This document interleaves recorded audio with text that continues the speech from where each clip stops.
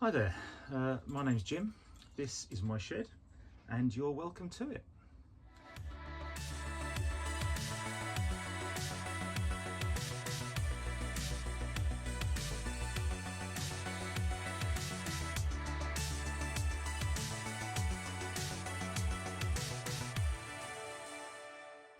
And welcome back to another episode of me building my slightly silly 1500cc turbocharged 3-seat central driving position lightweight steel bodied Peugeot 205. I think that just about covers it. Not got as much progress that I'd hoped this video.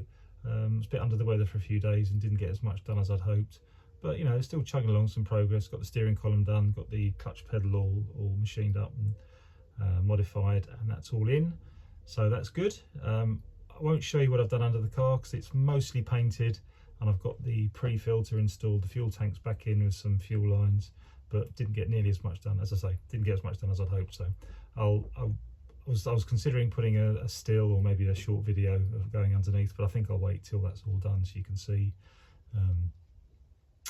Yeah, you can see when it's all finished basically. But yeah, on that note, I guess crack on. Right, so obviously I'm putting off going underneath the car because it's a dirty, horrible job that I don't want to do. So I thought I'd take the steering column apart. I almost got it apart. I was on the right track to take the steering lock out, but then I had to revert to my trusty Haynes manual, which I still have. So it's still good for something. Fantastic. Right. Having taken this apart, it's even easier than I thought. This is a nice big tube, so it'd be easy to chop a section out of that, weld them back together. It'd be easy to keep nice and straight, big diameter, and plenty strong enough. This is the bearing, so a needle roller for the back of the steering column, and it goes into this enlarged section of tube here, so I can push that bearing all the way up as far as this.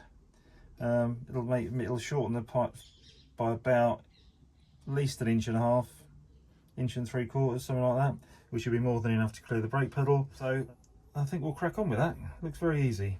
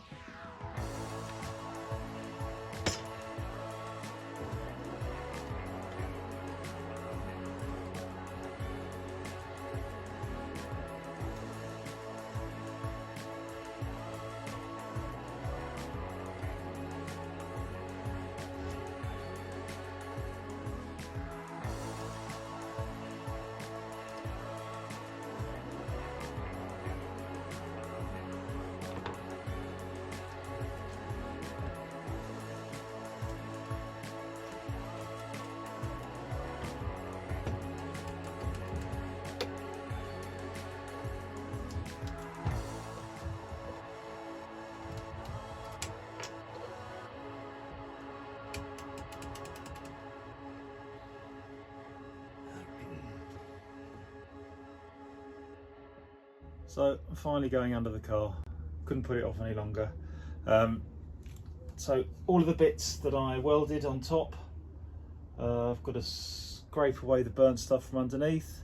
So scraper, wire brush, and then when it's all clear I'll go over it with some rust cure and then paint and stone chip.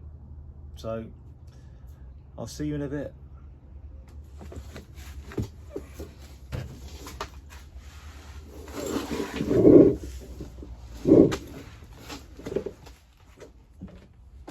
And then of course I pretty much got fed up working under the car, run out of paint, so I thought I'd get on with the clutch pedal.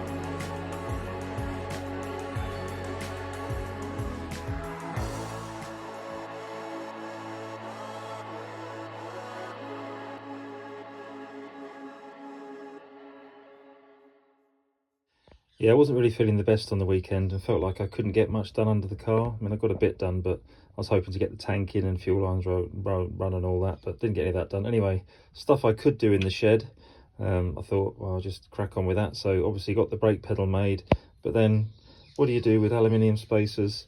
You turn some weight out of them. And a bit of studding that's going to be basically the mount for the clutch pedal, the bolt. An M10 bit of studding is way overkill for holding clutch pedal on. So what do? Yeah, drill a hole through it. That took about half an hour. And then the nuts. They're Nylox. I just turned off the nylon bit, so they're basically half width nuts. So they're lighter, and I've got a plastic rose joint. It's only because it's only pushing on the master cylinder, the clutch master cylinder, so it doesn't need to be overly strong. And it's an 8mm thread, 8mm thread on the master cylinder, so I've got an 8mm female rose joint. So I'll just get on and trial fit those, and I'll be able to get the master cylinder on and get the pedal in. Overkill, do you think? So there's the clutch pedal and master cylinder installed, and although it's very tight getting the connectors on, this one I can definitely get to, and this one, if I've got problems, I'll be able to take this grommet out and be able to do it from inside the engine bay. So I think I've got quite lucky on that. But yeah, there we are. Job's a good one, I think. And there we go, pedals in. And there you go. As I said, short and sweet today. Not a huge amount of progress, and I'm not going to show you under the car until that's all finished, because while it's in progress, it's never great to look at it like that. But yeah, fuel tank's back in. Got most of the dirty stuff done under there, all the scraping and wire brushing and stuff, and got the rust converter sprayed on and etch primed all the bits I needed to, and some white paint. Ran out of paint, ran out of stone guard, got that. Anyway, all fun and games. But anyway, that will be done for next video. So all underneath with the fuel lines run, and the pump and the pre and post filter fitted.